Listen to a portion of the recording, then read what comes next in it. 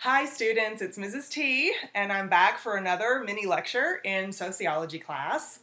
I think in the most recent video I've asked you to watch, I think I told you that we were going to cover patriarchy the next time we saw each other, but I've kind of redesigned the lecture pattern a little bit because today I want to talk about the four central themes for chapters 9 and 10 in our sociology book.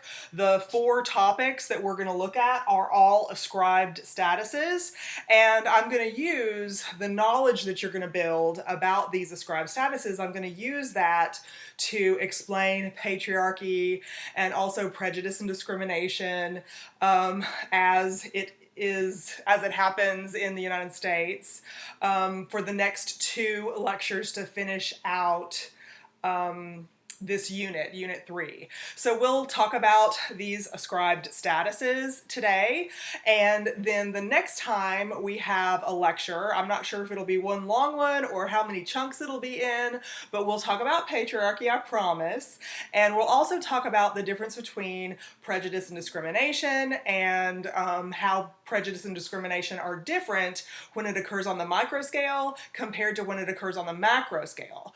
So we need to be able to differentiate between those two things, and it really helps us, all of this knowledge really helps us develop our sociological imaginations, which of course is the main goal of this class this semester. We've got our very first learning outcome is about the sociological imagination, and then the three next learning outcomes, we have 4 learning outcomes total. All 3 of those following learning outcomes are building pieces of information that you need in order to make those connections between the macro scale social forces, macro scale social structure that controls it's kind of the puppeteer to control the micro scale experiences that we have in life. So this lecture will help you do that, see that connection between the you and me level, micro, and the societal level, the social structure level, or macro. Okay, so we're talking about social stratification, and of course chapter 7 and chapter 8 have been really heavy on achieved statuses and social mobility, being able to work toward the American dream or having life chances for advancement or comfort in life. And we've compared different types of poverty, we've compared different life experiences based on the wealth, power, and prestige that exists in our nation and other nations of the world. But we've neglected, until chapter 9 and 10, we've neglected the nuances, the complexity that ascribed statuses, when you overlap ascribed status onto achievements and life chances, ascribed statuses really can affect your ability as an individual, your ability as a member of a category of people considered to be subordinate in society. It would really affect your life chances for advancement, for improvement, even in some cases, subsistence level resources, when we look at our longer definition of life chances that I've asked you to include in your notes. Okay, so we're going to look at ascribed statuses today, and the particular 4 ascribed statuses that we're going to look at are race and ethnicity. We'll do those first, and then sex and gender. So these are the 4 particular ascribed statuses that we're going to consider when we're thinking about whether our life chances are affected by these positions that we're born into or that society assigns to us through no effort or willingness involuntarily in our lifetime. Okay, so let's look at the difference between these 2 words. Okay, I hear people in just common everyday talk, people who haven't had introduction to sociology, I hear people use these 2 words interchangeably, and they're not interchangeable. Race is a socially defined condition based on your physical characteristics, while ethnicity is a social identity based on your cultural background. Okay, so let me get those 2 definitions. I'm not sure if I'll write them exactly the same way as I just stated them, but let me get those 2 definitions on the board, and then we'll talk a little bit more about these. Okay, so race is a set of culturally defined characteristics, culturally defined, let me say physical characteristics that identify people into different categories or classify.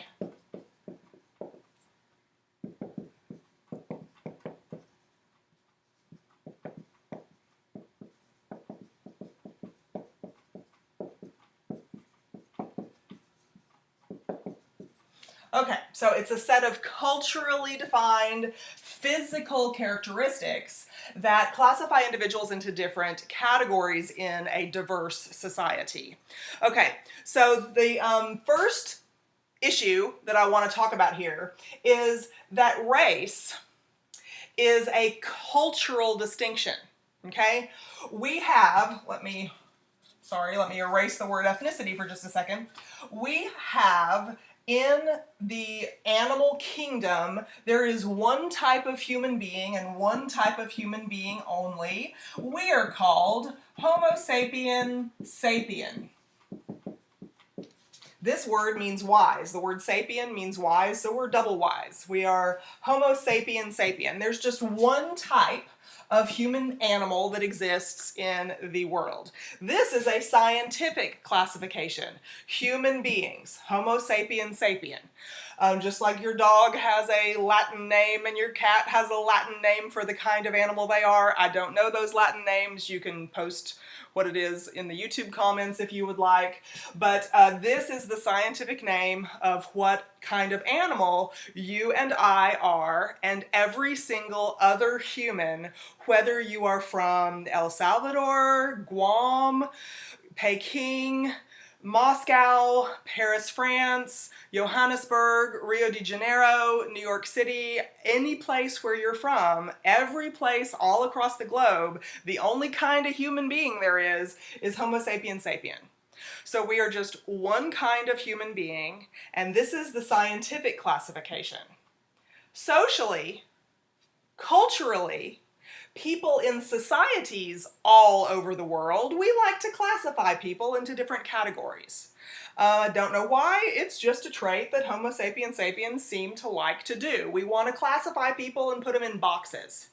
So, in society, culturally, race is defined to classify people using the physical characteristic differences that are observable from one place to the next on Earth. Common physical characteristics that are used for the cultural definitions of race in the United States are things like hair texture, skin color, and eye shape are some physical characteristics that in the United States, our society uses those kinds of things to classify people into different categories, specifically racial categories. Other societies, other places where norms are different than ours, remember, there's lots of different societies in the world and norms are different from place to place, one society to the next. And since racial categories depend upon a society's macro scale norms, then other physical characteristics could very easily be used to define different racial categories in other places. For instance, if you look in history, there is a movie that some of you might have seen called Hotel Rwanda. Hotel Rwanda. Rwanda is a country in Africa. Hotel Rwanda was a real place. It was kind of a refuge for people to be safe from a civil war that was occurring in the country Rwanda. And in the country Rwanda, the civil war was happening between two different racial groups. If you look into the politics of it, if you look into the economics of it and that kind of thing, the culturally defined characteristics of race are not really high on the explanation of why the civil war was taking place. But if you look at the two groups, one of them was called Watutsi and the other one was called Hutu, were the two tribal or the two racial groups in that society. According to the way that people in the United States define race, we in the United States would say that they are all, let me use the word black here, because Rwanda is in Africa, we're not going to say African American, they're not American. So commonly the word for race for somebody of African descent is black throughout the world. In the United States, the ethnic distinction, I've erased the word ethnicity, the ethnic distinction is African American. So we'll talk about that ethnic distinction in just a second.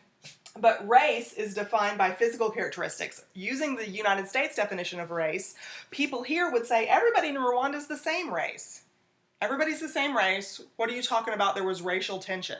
But the physical characteristics that were used in Rwanda to identify different categories of people were physical characteristics. I believe nose shape was one of them, a long skinny nose or a shorter, broader nose. Body type was another one, meaning were you tall and slender or were you shorter and like more muscular? And I don't remember the third one. It might have been skin tone. It might have been a darker skin tone compared to a lighter skin tone. So there were different physical characteristics that were culturally identified in that country to identify different racial groups. So race has no scientific basis. Definitions of race are not scientific. You can't go into a lab and test this Homo sapiens sapien compared to the next Homo sapiens sapien and find significant differences so that we've got a different kind of species of animals. We don't. We're all the same species of animal. And even though there are some things that you can detect, like the amount of melanin in your skin, for instance, or even, as far as sex categories go, the shape of your pelvis, for instance, there are some things that you can detect scientifically. Racial categories are defined by a cultural set of principles, a cultural set of accepted norms about what physical characteristics put what person into what category. And this is a distinction that we are born into the system on the macro scale. This set of culturally defined characteristics, this exists on the macro scale. And if you have a particular set of cultural characteristics, physical characteristics, that on the macro scale put you into a certain racial category, then that's the pocket that you occupy. That is your position in society moving throughout your entire life. It can affect your life chances. Your life chances are the opportunities that you have in order to have subsistence level resources like food, potable water, shelter, clean oxygen, or clean food or any of those kinds of things. Those are the subsistence level things, but it also can affect your ability to have life chances for advancement and comfort, like healthcare. If you have good health conditions, then you have an opportunity to advance. Like education. If you have good educational opportunities, then you have an opportunity to advance past that subsistence level. Like jobs, if you have a good job climate in the area where you happen to live, then you have more life chances than somebody like in Tallahatchie County, Mississippi, when we watched those portions of that documentary before spring break. So race is not scientific at all. It's cultural. Society on a macro scale defines what physical characteristics classify individuals into these categories of people across society. But since social inequality is about ranking or a hierarchy, with some people having more power, more prestige, more wealth, and life chances are greatly affected by your position in relationship to the dominant group in society, race as an ascribed status can really affect your life chances for upward social mobility. Race can really affect your life chances for inheriting wealth from previous generations. Race can really affect many different aspects of social mobility and achievement of the American dream, or simply life chances for survival from one place to the next around our globe. And it's really terrible because race is so silly, really. I mean, it's based on random physical characteristics. And one country here and another country there and another country over there collect different sets of random physical characteristics to classify people into these racial categories. For instance, sometimes I talk about this in my face-to-face classes when I'm able to do face-to-face classes.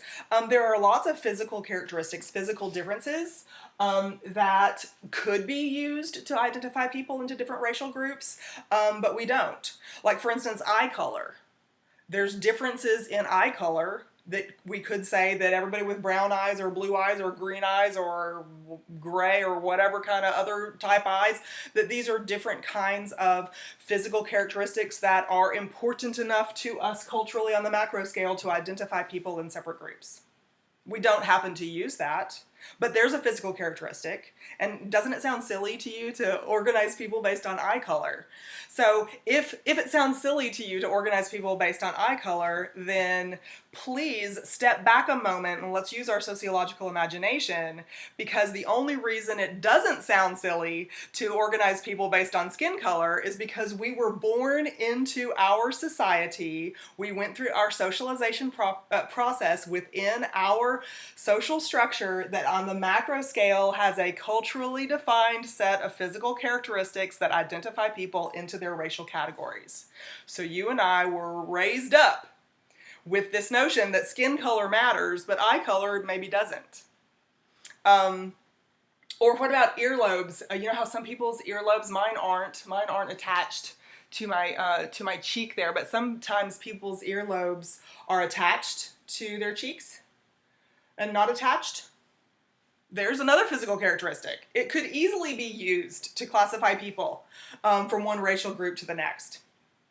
Feet. My husband has these feet that have like a long big toe, but then two really long toes past his big toe. And then mine they're not quite as hairy, but they look like a hobbit, you know, kind of like a big toe and then short little squatty sausage looking toes coming after that. Toe length is a physical characteristic that could easily be used to classify people into different racial categories. It's random physical characteristics. This is another point I want to make with you, because race is not a scientific category. It's a cultural or a societal category based on the norms, based on the social facts of that particular society. From one society to the next, the physical characteristics that become important according to norms differs as you move from one place to the next. So the classification of human being, Homo sapien sapien, this is a scientific classification. All of us are the same. We have random physical characteristics that make us different, from eye color to earlobes to toes to skin color to eye shape to hair texture to height to muscularity, is that a word? All of those different kinds of things are observable outward physical characteristics.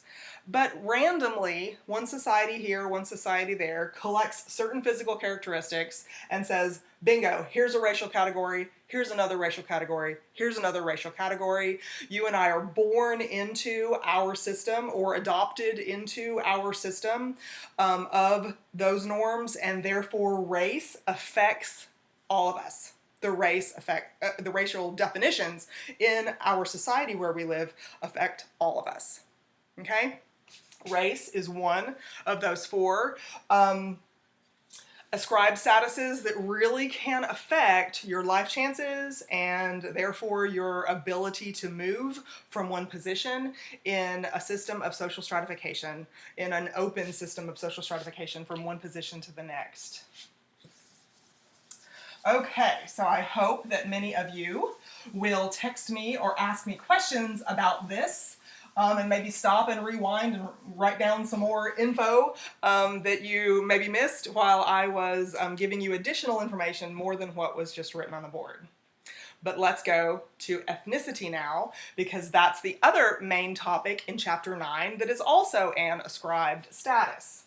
Okay, so ethnicity.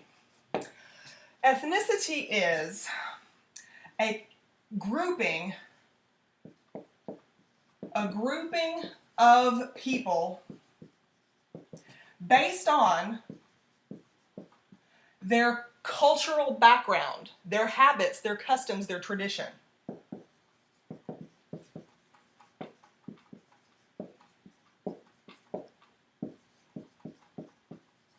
And so their cultural background includes things like I just mentioned. Their customs, maybe their language, maybe their religion, maybe their traditions, maybe their food ways, their folk ways, their norms, their mores, all of those things. So look back to, I think it was chapter 2, when we defined what the word culture means, and it has this long list of things like norms and beliefs and values and customs and traditions and material culture, non-material culture, all of those different kinds of things.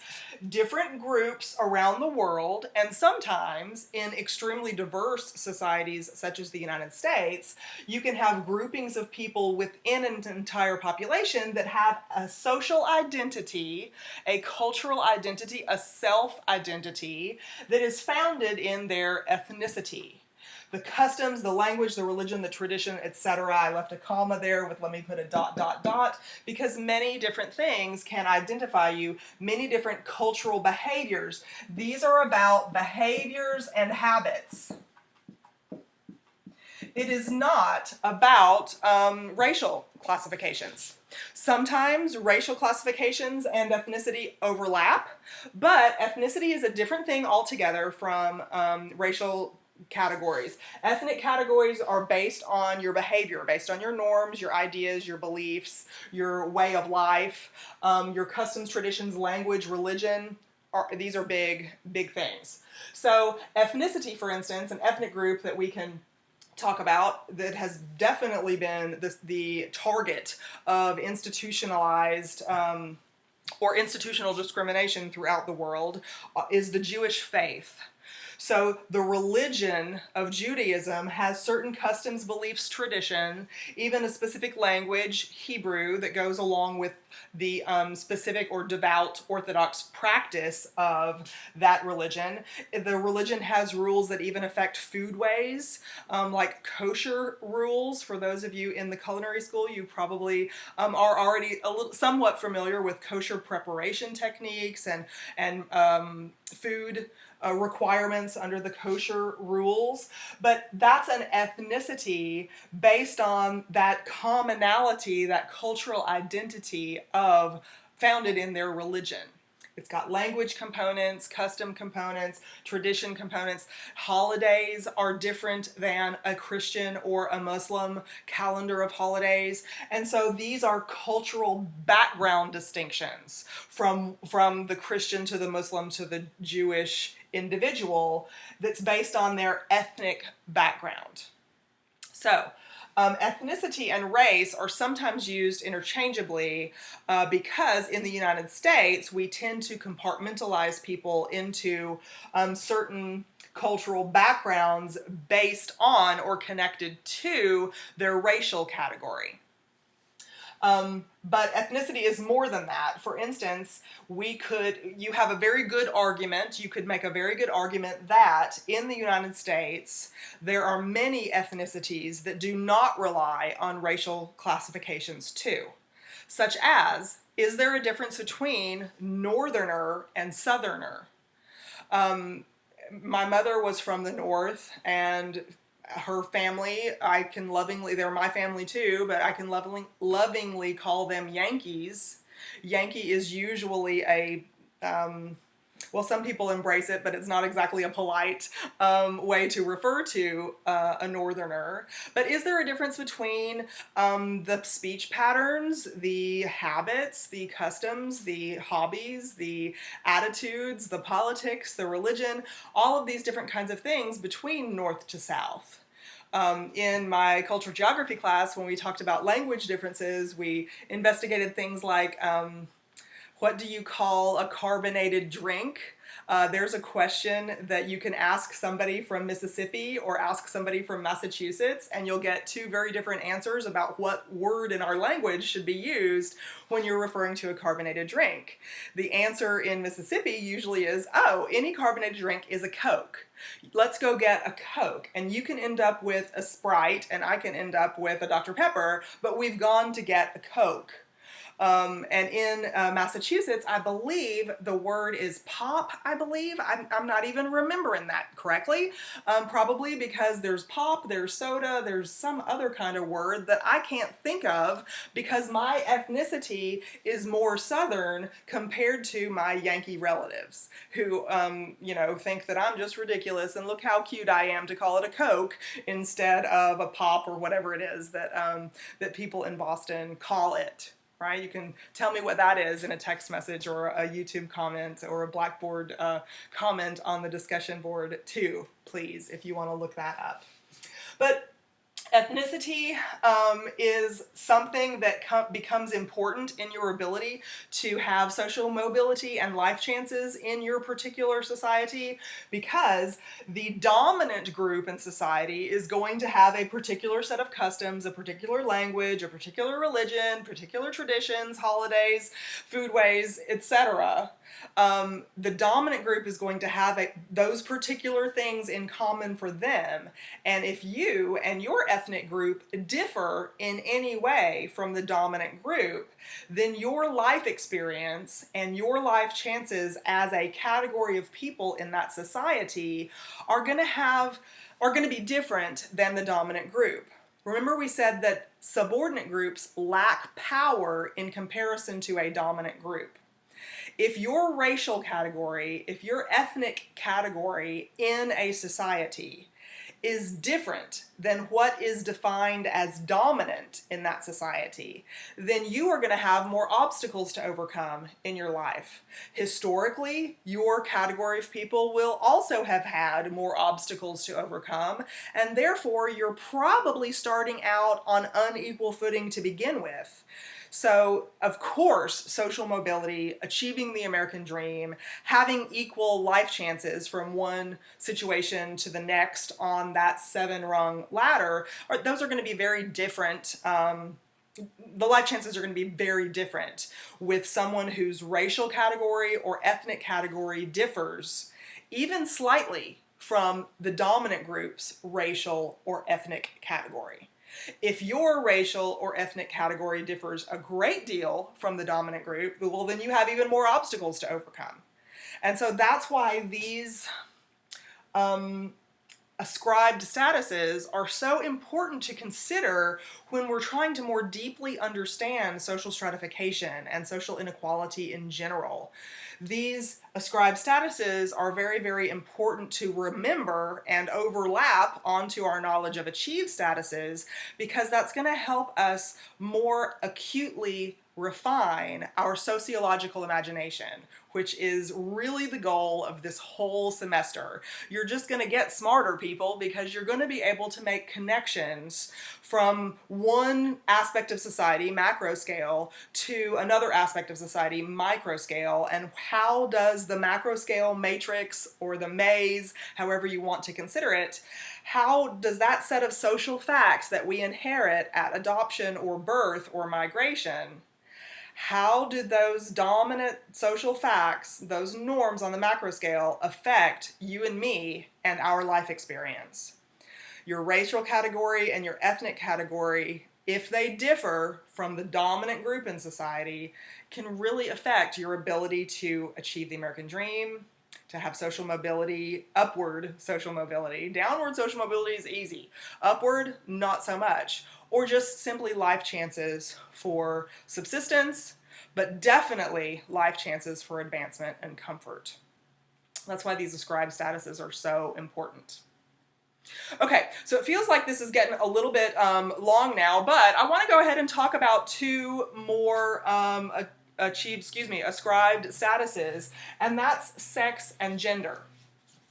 Okay, so let me erase this. And if you need to pause the video right now, this would be a good time to do it. You can send me a question or post something on the discussion board. But we're going to talk about two more ascribed statuses here. Let's first talk about the word sex. Now, this is a biological distinction. Sex is scientific, okay? So sex is an anatomical or physiological condition of being Male, female, or other.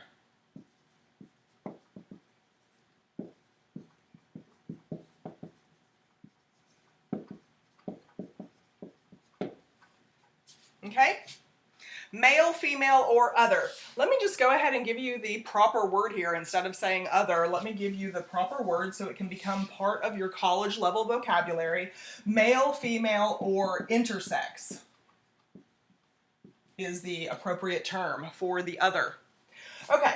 So, some of you, this might be the very first time that you're hearing this word intersex. I'm privileged to be able to expose you to this biological fact. But sex occurs in 3 categories. Male, people are male because there are anatomical or physiological conditions of being male. Some of those anatomical physiological conditions of being male are observable on the outside.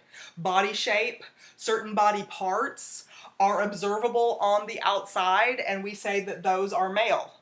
Inside, we have a biochemistry. We have internal organs, we have glands, and we have things that are excreted that are part of the male biochemistry also. The brain is the largest sex organ in the body. It's oriented one way or the next. And so it can control like hormone releases and puberty and these kinds of things. So males are male because they share a certain set of anatomical and physiological situations, conditions that we say are male. Female, the same way. There's a checklist. They have this body part, hormone, physiological, biochemical, anatomical thing. And specific, there is a list of anatomical characteristics that we culturally define as female. This exists all over the world, this exists all over the world, this exists all over the world. Intersex individuals have some of the parts that are listed under male, some of the parts that are listed under female in combination. And so an intersex individual might have mostly male anatomy and physiology, but some female aspects. And this person is called intersex. Or it might be the other way around. Mostly female, but some male influences, hormonal, physiological, anatomical, biochemical, any sort of issue like that. Intersex is, listen to me when I say this to you, a naturally occurring sex category. This is not a deformity. This is not a mutation. This is a naturally occurring sex category that you find in human beings, Homo sapiens sapiens, as we've just learned, but all throughout the animal kingdom and the plant kingdom too, by the way, the animal and vegetable kingdoms. So intersex is a naturally occurring sex category that you find in all plants and animals. It is not as common a natural occurrence as female, nor is it as common a natural occurrence as male, but it is a naturally occurring sex category. Okay, so like I said a minute ago, some of you are hearing about this category for the very first time today, and if you are, then you can definitely glean, you can surmise some information about our social norms in the United States regarding sex categories. The assumptions, there are assumptions that we have the binary assumption is what I'm referring to. This is the idea that there are 2 and only 2 sex categories, and intersex is disregarded most often. Other societies around the world, India, some in the Middle East, some in Asia, other parts of Asia besides India, it's very common to have a socially recognized category of people who are not,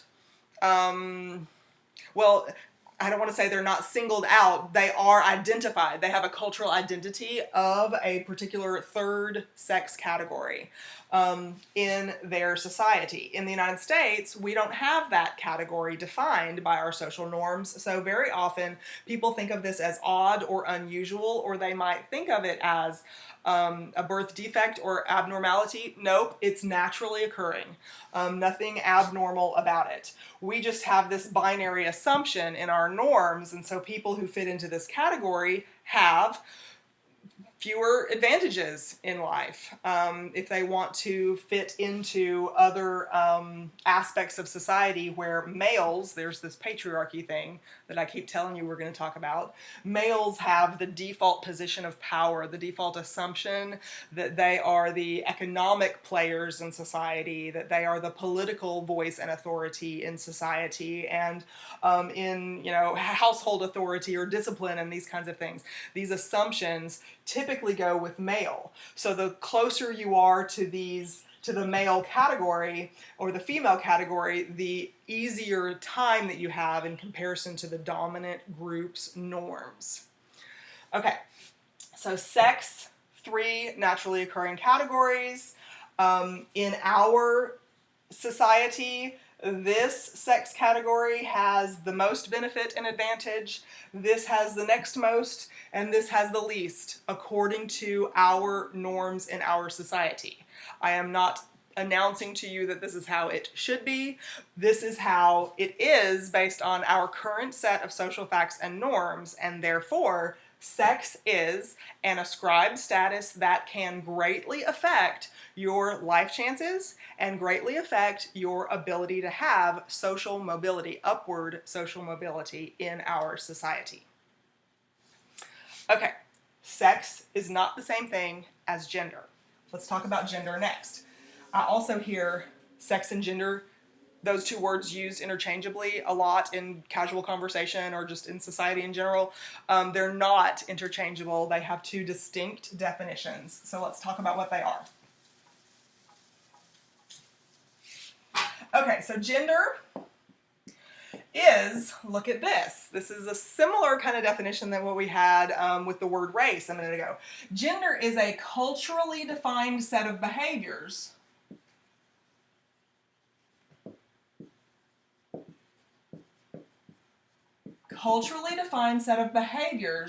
that are associated with masculinity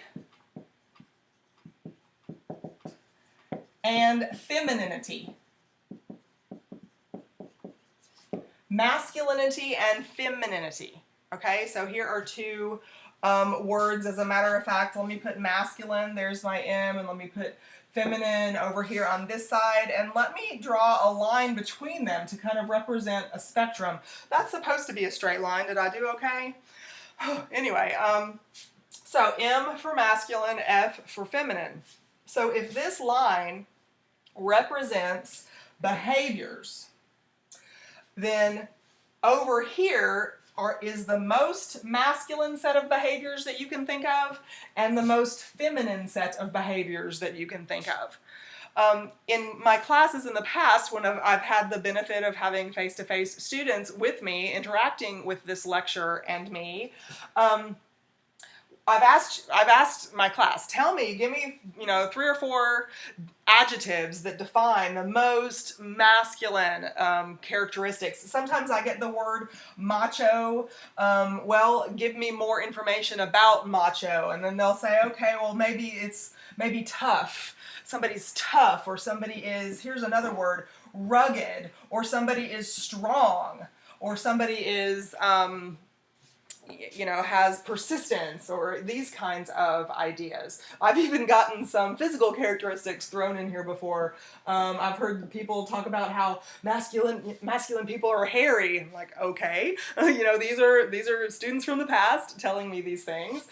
So anyway, these are some of the characteristics. Sometimes people will say, oh, they don't cry, or they're smart, or something like that. So these are some behaviors. These are some adjectives that describe the most masculine of individuals in society. There is, however, a line segment that stretches from this ultimate masculine end all the way down to this female side, the ultimate female end. And here are some of the words that have been used to describe females in the past. Here's one: soft, gentle. Nobody vomit, okay? Soft, gentle. Here is one that is kind of funny to me: sparkly. I've had people say glitter. I've had people say pink describes females. I've had them say nurturer or caregiver describes females. Kind describes females. These are words that I've heard in the past. I've collected over the semesters when I've had face-to-face students answer these questions for me or interact with me in these lectures. So maybe you're coming up with your own definition or your own set of, list of adjectives here that you think is more closely related to femininity compared to masculinity. Another one that I've had before is dainty over here, which I don't even know how to define that one. I'd have to look it up on dictionary.com. But anyway, dainty is something that has been associated with femininity in the past. Anyway, I've got this endpoint over here, this great big dot at the end of my spectrum, this great big dot over here at the end of this other side of the spectrum, but it's connected with this line spectrum. And there are an infinite number of stops along this line between masculinity and femininity, because there's all kinds of behaviors in the world.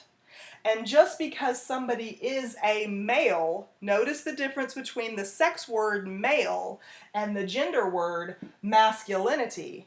Just because somebody is male, are they tough and rugged and strong and good builders and whatever? They don't cry and they're hairy. Anyway, not everybody who is male fits this description. Not everybody who's female fits this description either. Leave that one off for me, honey, for sure. And this one, no. So anyway, femininity is this utmost endpoint over here, and not every female who has female anatomical parts is going to fit all of this. There are many stops along this spectrum. Gender is a spectrum of culturally defined behaviors that are associated with masculinity and femininity. Typically, masculinity is assigned to males, but not all males have this. Typically, femininity is assigned to females, but not all females have this. No. There's all kinds of spots in here. One of my favorite gender examples from years ago, back when I used to teach gender studies at UALR years ago, I had a clip that I showed students. You can probably find it on YouTube right now or just someplace out on the web. But back when Arnold Schwarzenegger was running for governor of California, it's been like 25 or 30 years ago. I don't even know how long ago that was. He was asked, some reporter asked him about his economic plan. They said, some Harvard economist had said his economic plan for California wouldn't work. And what did Arnold Schwarzenegger have to say to the, how was he going to answer this Harvard economist? And he said something like, I'll tell that economist, here, let me try to do my Arnold Schwarzenegger. I tell that economist, don't be an economic girly man, he said. A girly man. This was an insult to these economists who disagreed with him, because I guess if I can think of anybody who fits all of these things over here, that's certainly the persona that Arnold Schwarzenegger in his movies and in his personal life has tried to portray. And so a girly man, is a girly man defined by these kinds of things? Where would a girly man go along here? right? Girly man is a gender word. Man is a gender word, just like boy is a gender word. Boy is a gender word because there's a culturally defined set of behaviors that are okay for a boy to do, but at some point in your manhood, when you move into adulthood, some things that you liked to do when you were a boy, you have to leave behind and grow up and be responsible and have other behaviors associated with manhood that boyhood maybe did not have culturally defined in it. So these are gender words that are typically associated with the male anatomy, but they have to do with their connection to masculinity. Where are they on this spectrum? Girls also over here. Let me give you another gender word. Tomboy. There's a gender word. I'm talking about a female individual when I use this word. Sometimes my students have said, yeah, but we only use that word tomboy until you're about maybe 12. So there's another ascribed status that you can overlap if that's true. I think some people maybe will call a 45-year-old a tomboy, maybe. But tomboy, the word tom is a boy's name, is a man's name. And boy is a male masculine gender word, but combined here we've got a gender category that applies to females, and it's not dainty, it's not sparkly, it's not pink, it's not any of these kinds of things, right? Who knows where it is? Who knows where girly man is along here? Is girly man here? I don't know. Or is girly man all the way over here? I don't know. And how many stops in between? I don't know. Your math teacher, geometry teacher will tell you there's an infinite number of points on any line segment. There's your math lesson from Mrs. T for the day, but I'm mentioning this because I'm using this line segment as a spectrum to describe gender, and I'm telling you that as many points as there are on this line, there are that many gender categories in society. Gender is linked to your sex category, but it is not entirely reliant on your sex category. So you cannot use the word gender and sex interchangeably. They are not interchangeable. And now that you have the amount of college education that you've got, you need to try to catch yourself and make sure that you can use all of these words, from race to ethnicity and sex to gender. Make sure that you use all of them correctly, because it's important to get these things correct when you are a college educated person. And so all of these are ascribed statuses. All of them, when we finally do get to the patriarchy discussion, all of these are going to play into the patriarchy discussion and the dominant versus subordinate group discussion and how it's linked to life chances and social mobility and the American dream and all of these things. So please rewind this video and watch different sections of it if you need to take better notes. Text me all your questions, put them on the discussion board. I won't necessarily see things if you put it in the YouTube comments. So use that discussion board for me so I can get back to you right away, or text me please. And I promise I'll talk to you about patriarchy soon, probably the next time we see each other. So until then, study hard. I hope to hear from you. Bye.